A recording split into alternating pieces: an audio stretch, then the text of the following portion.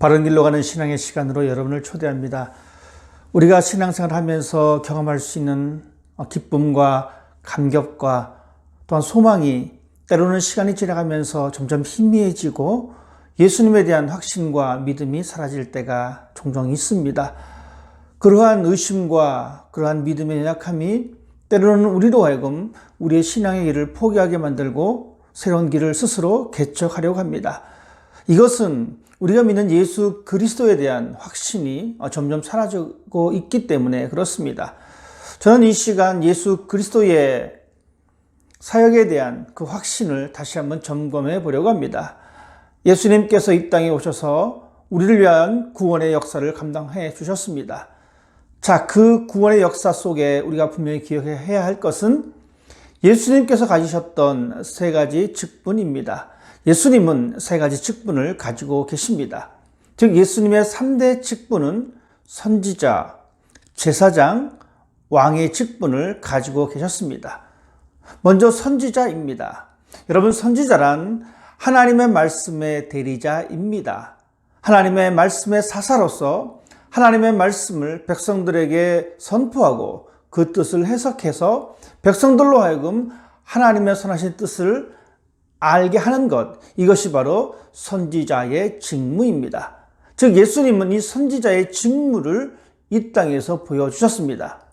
자, 그렇다면 예수님께서 선지자였다라고 하는 사실을 어떻게 증거해주고 있느냐?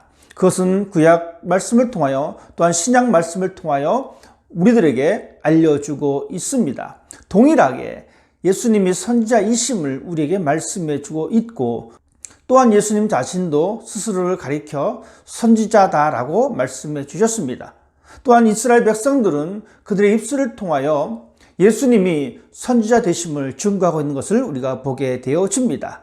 자, 선지자란 하나님과 그분의 뜻을 전달해 주는 계시자 역할을 하십니다. 자, 그렇다면 하나님의 말씀을 전파하신 그리스도는 어떤 내용의 말씀이 선포되었는가? 예수님께서 오셔서 이 땅에 선포하신 내용은 하나님의 나라입니다. 예수님께서 공생애를 시작하시면서 외치셨던 시작 부분이 바로 그렇게 시작됩니다. 회개하라, 하나님 나라가 가까이 왔느니라. 예수님께서 전파하신 이 내용은 하나님의 나라이며 하나님 나라 백성의 삶의 모습을 우리들에게 선포해 주고 계십니다.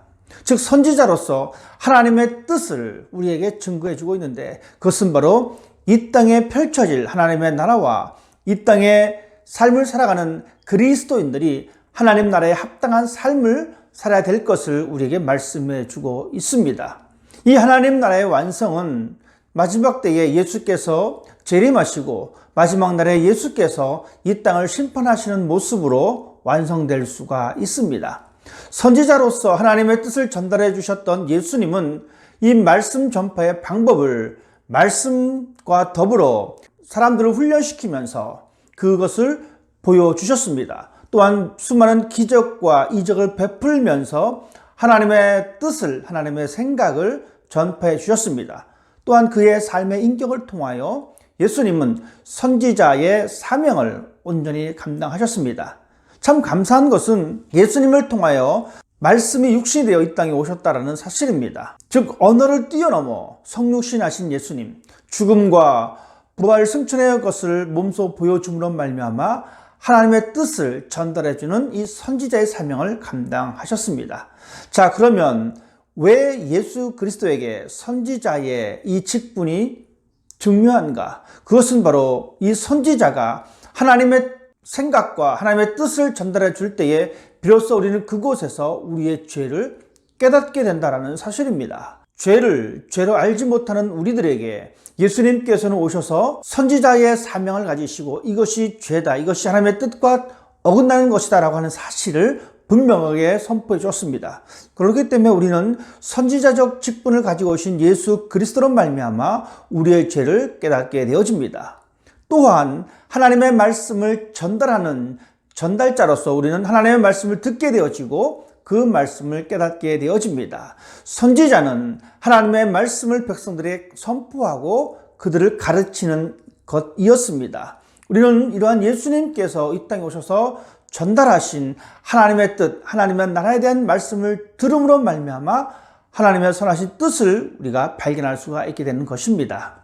두 번째 우리가 알 수 있는 것은 제사장으로서의 직무입니다. 제사장은 인간의 죄를 대표해서 하나님 앞에 나아가며 인간의 죄를 속하기 위해서 희생의 제물을 드리고 하나님의 백성들을 위하여 중보기도를 드리고 그들을 향한 하나님의 복음을 선포하는 것이 바로 제사장의 역할입니다. 이 제사장의 역할은 중보입니다.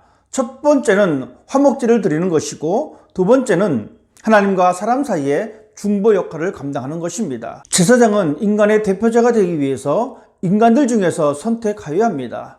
또한 제사장은 하나님이 선택하시고 지명하십니다.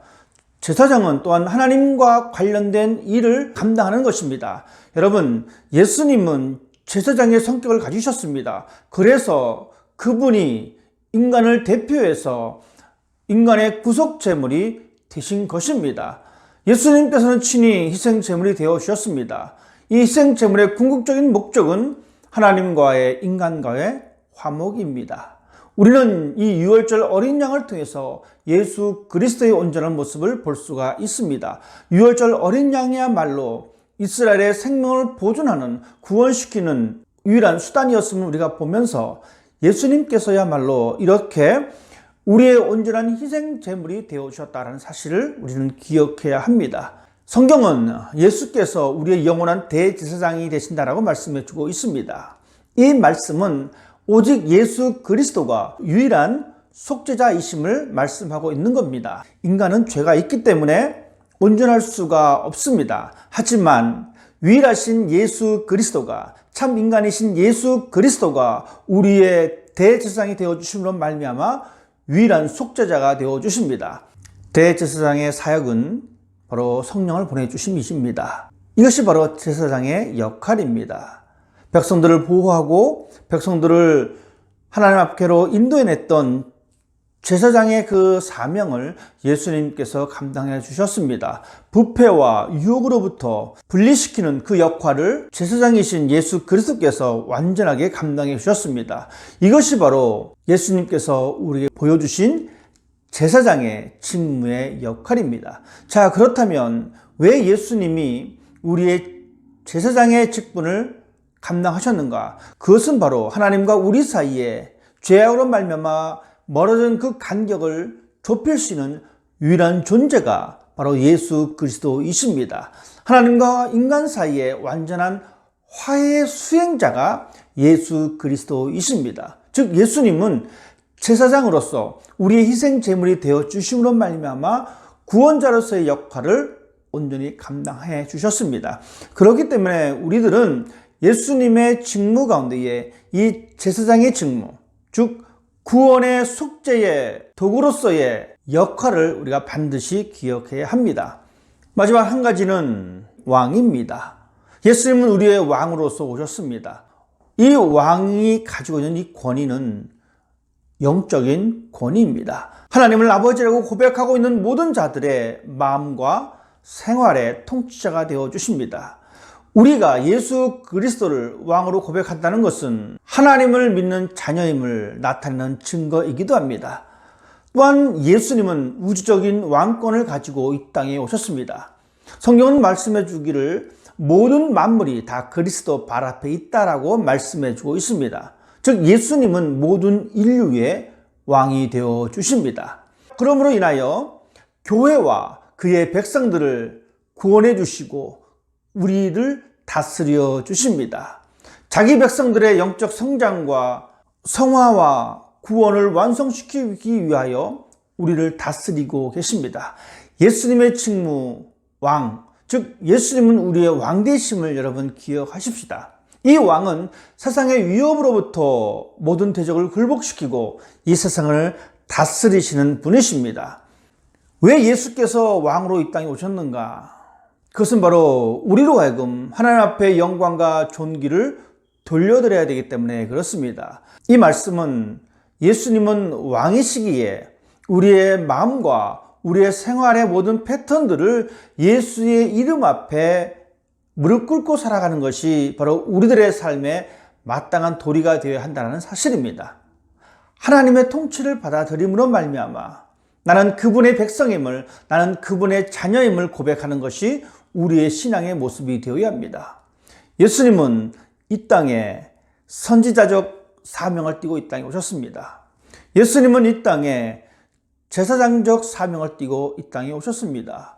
예수님은 이 땅에 왕으로서의 사명을 가지고 오셨습니다. 선지자로 오신 그 예수님을 우리는 기억하면서 그분의 말씀에 귀를 기울이는 사람이 되어야 합니다. 제사장의 사명을 띠고 이 땅에 오신 예수님을 기억하면서 우리는 우리의 유일한 구원자이신 예수 그리스도의 구원을 위하여 나아가는 사람이 되어야 합니다. 왕으로 오신 예수 그리스도의 그 직분을 우리가 기억하면서 왕 대신 예수 그리스도 앞에 우리가 무릎 꿇고 그분의 통치에 복종하는 삶을 살아가는 사람이 되어야 합니다. 완전한 신이시며 완전한 인간이신 예수께서 우리에게 선지자로, 제사장으로, 왕으로 오심을 기억하시면서 예수 그리스도로 말미암아 하나님께로 한 걸음 나아갈 때에 우리는 비로소 그곳에서 참된 생명을 경험할 수가 있는 것입니다. 예수님은 왕이요, 예수님은 우리의 대제사장이시요, 예수님은 우리의 선지자가 되어 주십니다. 또한 우리는 연약한 존재이기에 죄악된 모습으로 무너질 때가 많이 있습니다. 그럴 때 우리는 죄책감과 죄 속에 허덕이는 것이 아니라 우리의 대제사장 되어주신 예수 그리스도 앞에 나아가는 사람이 되어야 합니다. 그분의 이름을 의지하고 그분 앞에 무릎 꿇는 사람이 되어야 합니다. 예수님은 우리의 중보자가 되어주시기 때문에 그렇습니다. 또한 우리가 무엇을 섬길까 갈팡질팡하고 있을 그때에 여러분 기억하십시다. 예수 그리스도는 우리의 왕이십니다. 이 우주의 왕이십니다. 오직 그 왕 앞에 순종하십시다. 오직 그 왕 앞에 무릎 꿇읍시다. 오직 그 왕의 통치를 받으십시다. 그러할 때 우리가 얻을 수 있는 것은 구원이요, 우리가 얻을 수 있는 것은 죄사함이요, 우리가 얻을 수 있는 것은 평안입니다. 예수께서 우리의 선지자가 되어주셨고, 예수께서 우리의 대제사장이 되어주셨고, 예수께서 우리의 왕이 되어주셨습니다. 어느 곳에 있든지 어떤 상황이 있든지 이 사실을 기억하시면서 우리의 구원자 되신 예수 그리스도 앞에 한 걸음씩 한 걸음씩 전진할 수 있는 그런 삶이 여러분 앞에 펼쳐지시기를 부탁을 드립니다.